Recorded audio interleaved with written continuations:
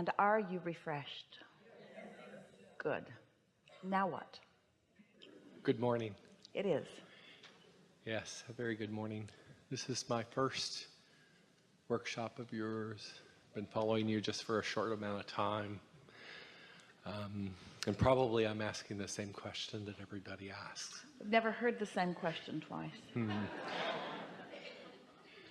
So my question is, I have had the extreme good fortune to have a wonderful life and to have great things in it and to have great fortune come to me and also to lose some of those things. And so as I'm coming to understand, I want to know more about getting the money into this life.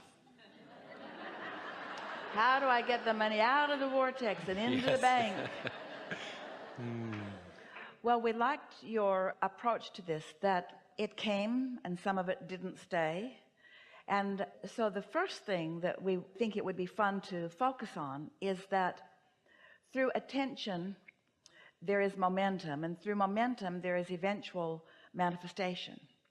And let's begin here. One day we were visiting with a woman, and she was having a hard time enjoying life at all. And she was far from you, a very different experience.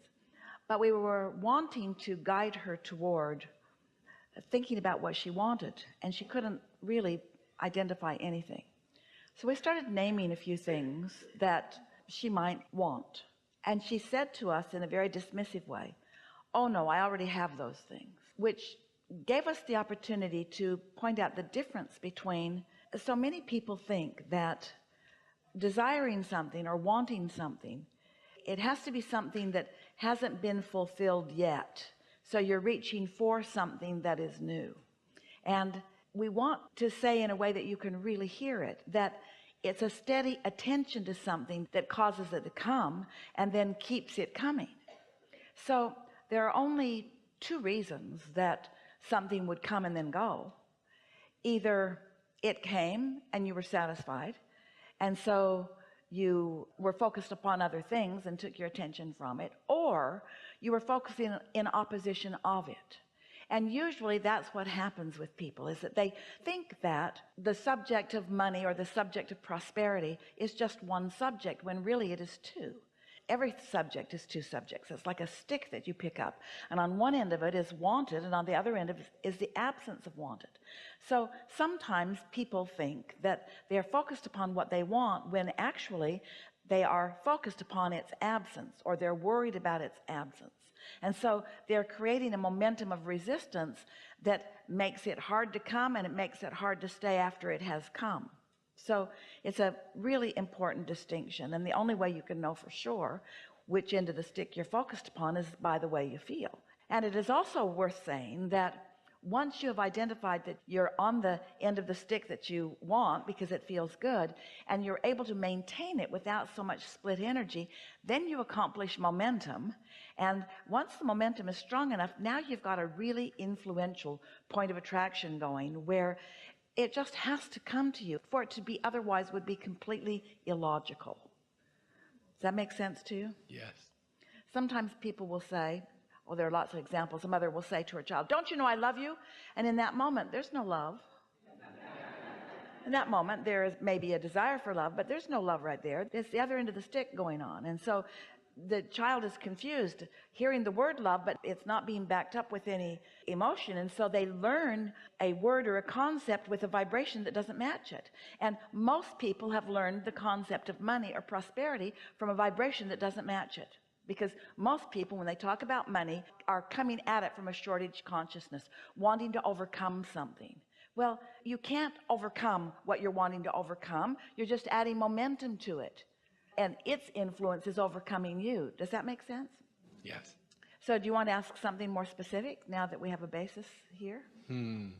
So it does happen that my experience sounds just exactly like what you're talking about, that I wanted it, and it came in abundance, and then I became worried that it wouldn't be there, and therefore it went away. Yeah.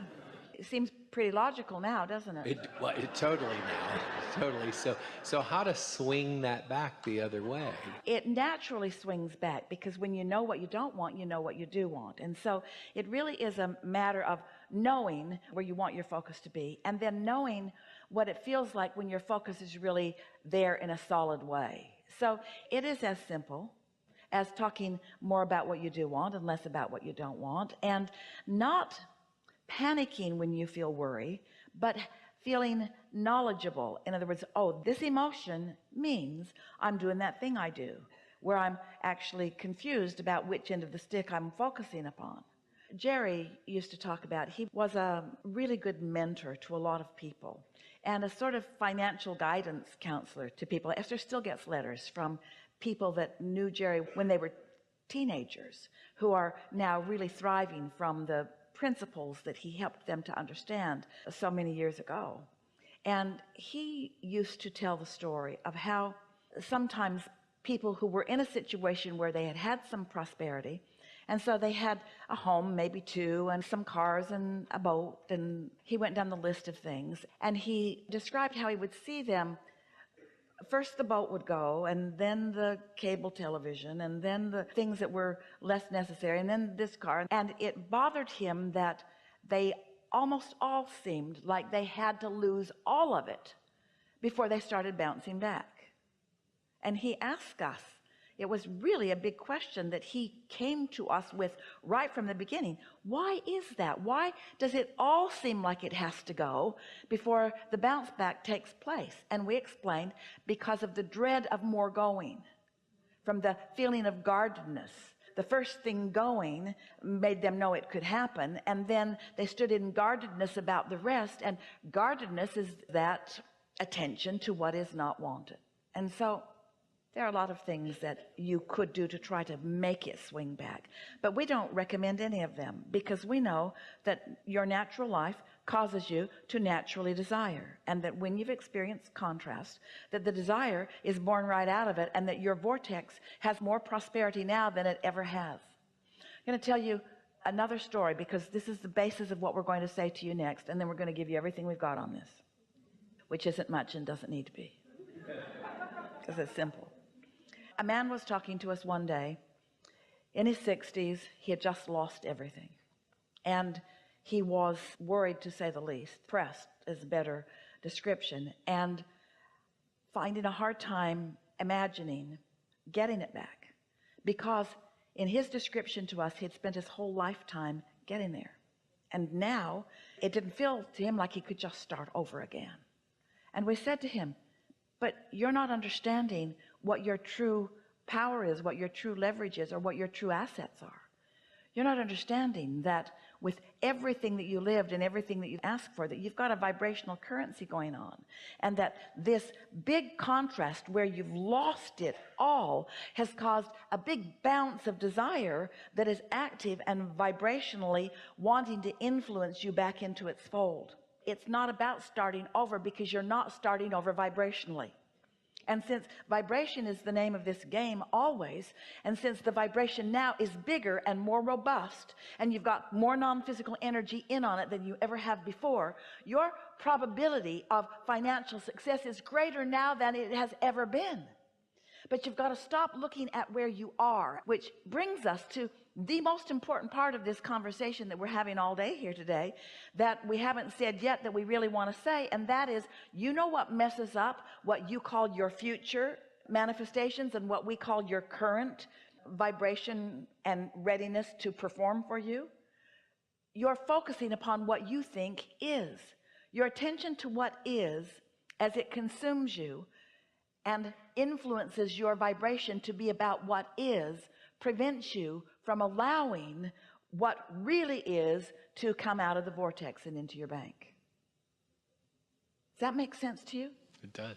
And it's because you're all mixed up on what's real. You think that reality is this furthest most manifestation, and we say that's old news. That's like gum that the flavor's all been chewed out of. That's not where you want to put your attention. That just doesn't matter. What is doesn't matter, but what's bounced out of what is, now this matters.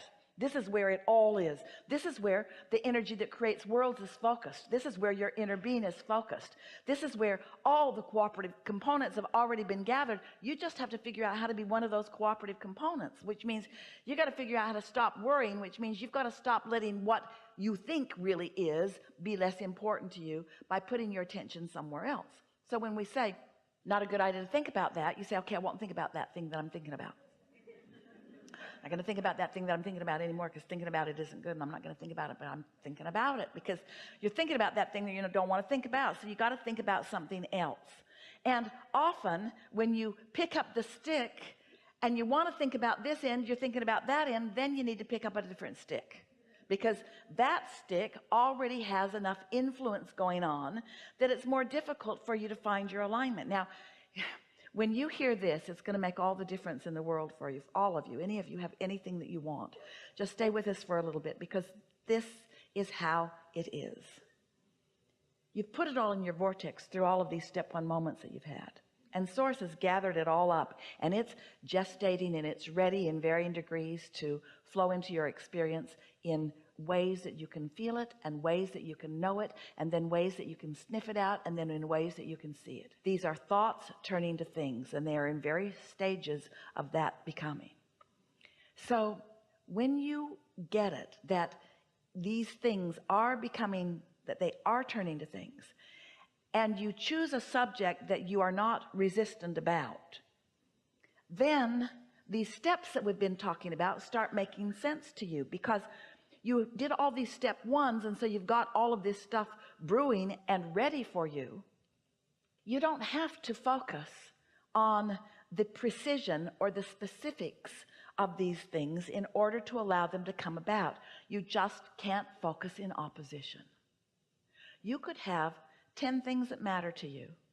9 of them could be going terribly, and 1 of them could be going right.